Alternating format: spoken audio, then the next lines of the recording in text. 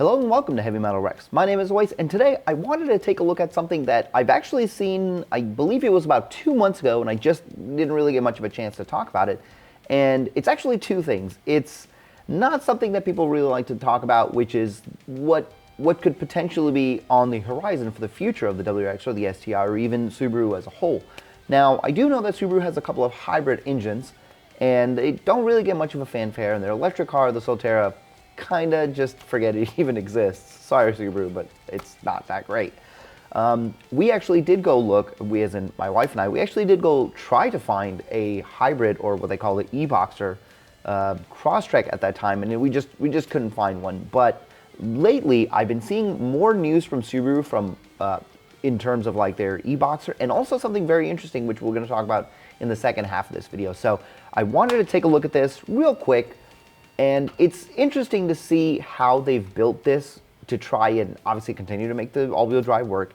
And instead of it being series like the way most hybrid systems are, these are actually parallel, which means the engine, the combustion engine is pretty much doing a lot of the heavy lifting here. And most of the times it does, but this Boxer tends to make a little bit more power than, let's say, you know, your Prius C or something like that. And what's interesting is they did, I'm not sure exactly when they showcased this. This says June 6, 2024, but this may have been happened before this article was written. And they showcased this in a newer Crosstrek. And it's interesting to see that this is something that could potentially be possible for a lot of their range. I think as of right now, and you guys will have to correct me, I'm pretty sure it's like a Crosstrek, an Impreza, and a Forester, I think, have the eBoxer in them right now. Again, I've never driven one. I kind of do want to, just to see what it feels like. But this kept popping up on my feed for a while, and I was like, oh, it's just like, it's probably the engine that they already have. But what hadn't popped up on my feed was also in this article, which was this future concept WRX that they've built. A special team, team SDA Engineering in Japan, actually built this for a specific race. What was the race? The Super Taikyu Racing Series. Now, what's really interesting about this, and again, I had no idea this existed, was this is actually Subaru's, I don't know if it's first or second synthetic fuel experiment. And I was like, okay, this is really interesting, because I do know that Mazda and Toyota are kind of like pushing back on a lot of the electrification of the hybrid system, which I think is probably the better way to go. They're trying to use a lot of, I don't know if it was hydrogen, but I do remember that Toyota had, like, either it was a Yaris or a GR Corolla where they did actually run it on alternative fuels, and it did surprisingly well. Now, here is another example of this happening in this particular race. They've taken this WRX, which is, for all intents and purposes, a WRX TS, and the reason I know that is because it does have it's got the digital dash in it, and Subaru Japan does actually have a full YouTube video on this, going through that car. I try to have the YouTube auto translate feature work, but it really wasn't great. From what the engineer explained and what I can see from the actual car itself, and as I'm talking about this, you're seeing some of these clips, it's pretty much a stock engine. Nothing has been changed power-wise. They did get a smaller battery in there, they put catch cans in there, but that's really it. You can see here, it's got the same stock intercooler, it's got the same stock charge pipe, same plastic intake headers. All of that stuff is exactly the way our cars look. And they're claiming somewhere around 295 horsepower, 295 torque, which, I gotta be honest, 295 is more than what we've got right now on the stock car, which is kind of cool. Now, I'm not that familiar with the alternative fuels and the synthetic fuels. It's something like where it's feedstock and it uses something with CO2. I am not the expert.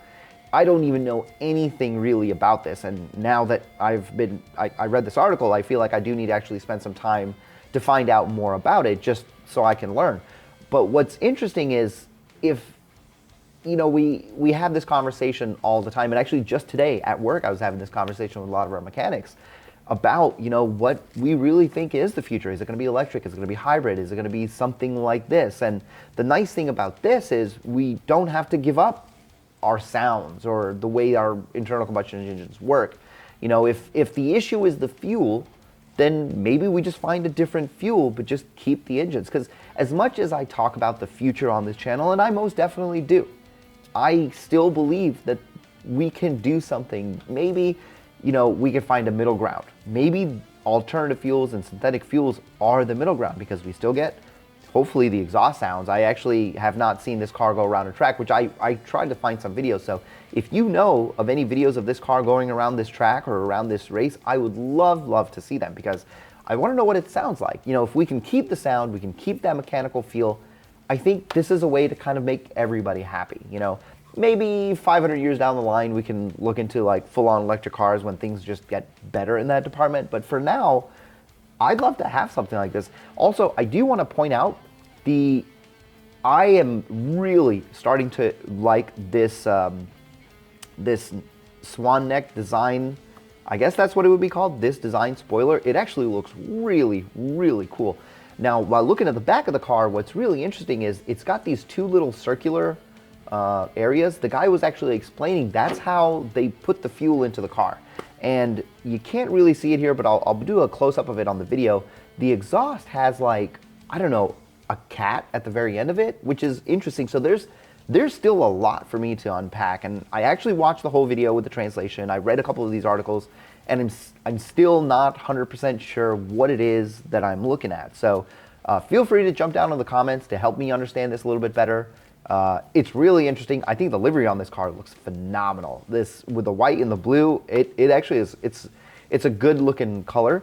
And one other thing, they did actually talk about the fenders. They kept the the non-matched fenders, but they actually printed, they was like 3D printed, which I thought was pretty cool, and they made it gloss and had more vents on the back instead of the the fuel saving thing, which is funny because like you would think you're testing out these fuels, but I don't know. I don't know what the design philosophy is, and I'm hoping to find more videos on that because I think this is really interesting.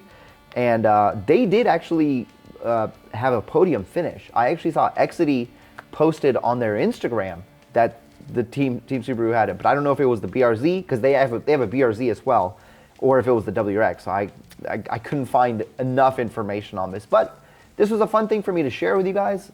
There's still a lot to come, it seems like, with the WRX, and I'm glad that Subaru is definitely keeping it in the right direction. They, from what I've read, the new CEO is definitely continuing to take a page from Toyota's book, who, as of right now, they feel like all of the improvements that you get in your modern day cars should come from the racetrack, which is fantastic. If we have somebody on our team who actually cares about motorsports and the driving experience, then I believe that these things will still trickle down to our cars and make them a lot of fun to drive. So anyway, I hope you guys found this video informative, and I will see you in the next one.